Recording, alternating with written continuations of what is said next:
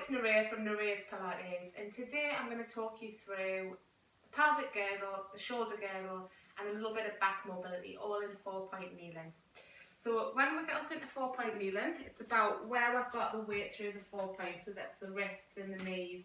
You're thinking about the wrists in relation to the shoulders, so you want to make sure that the wrist, elbow and shoulder are in alignment and the knees are underneath the hips. About a fist distance gap, so if you make a fist and pop it in between the knees, it shouldn't be any wider or any closer together. Noticing where the weight is. If you're not so confident in your chest strength, you're probably going to have that weight towards the heels. So you want to make sure that the weight is in 4 points evenly. So we're going to start off by just gently tilting the pelvis, rounding out the shoulders, looking down towards the navel. Then we're going to gently tilt the pelvis. Pop the bottom back, breastbone down, and look up towards the ceiling. As we do that, you want to avoid any sort of transferring of weight. You want to keep it nice and still, moving through the back. So, if we started off in our neutral position, which is a nice flat back, try not to have a rounded shoulders or an arched back, the pelvis should be nice and neutral. We're going to take a nice deep breath in. And as we exhale, we're going to round out the shoulders, let the head look down, and then inhale, and exhale. Every time we exhale, we're lifting through the pelvic floor, holding through those abs. Inhale, move through the spine. Okay, staying in your 4-point kneeling, allowing the shoulders and the hips to come back into neutral. You want to think about a little bit of shoulder stability, so shoulder girdle. The shoulder girdle basically is consisting of your shoulder blades, your actual shoulder joint and your rib cage, and all of the way that those move in relation to each other. So we want to make sure that they move, but they've got enough stability to allow the movement to occur. If you've got any stiffness or restriction, then you need to scale it back a little bit, okay? If your wrists are starting to ache, you can pop your hands into fists, and that'll take a little bit of stress away from those wrists. So we're going to start off really basic. Take a deep breath in.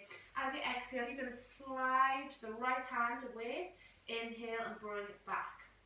Exhale, the left arm, slide it away. Inhale, bring it back. Now, I'm going to talk you through some of the areas that you need to focus on. As you gently stretch, you don't want the shoulder to collapse. You want to keep the shoulders nice and still. Imagine that that hand's still there. So the weight hasn't transferred over and you're not lifting away.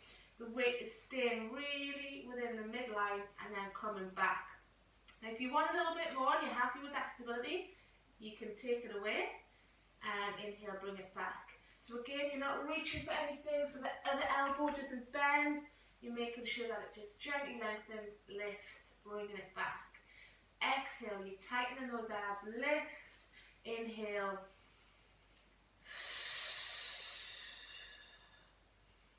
One more each side.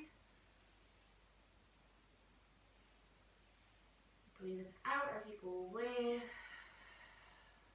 Inhale, bring it back. We're going to do exactly the same with the legs. So this time it's a little bit more difficult to make sure that everything stays nice and still, okay?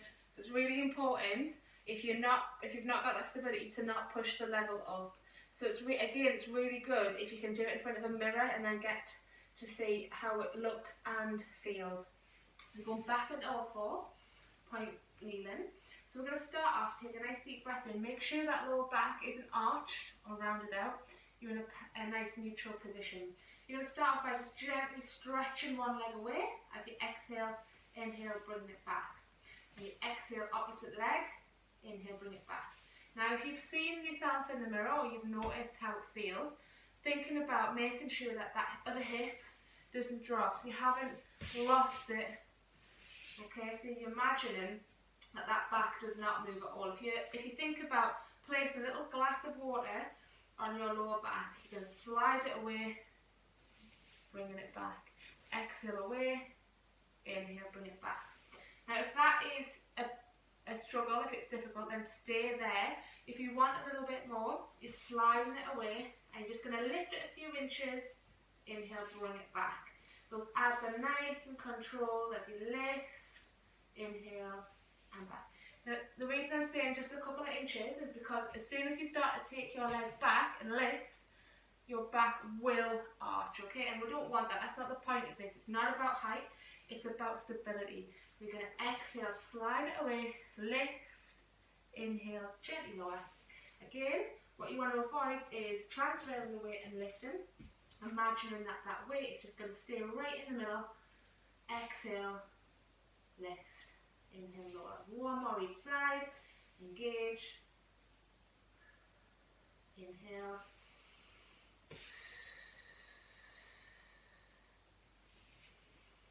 And then just gently stretch it out in child's pose. Relax the wrists if you want to get a little bit of movement back in there, stretching up and down. Relax the forehead down and just take some nice steady breaths.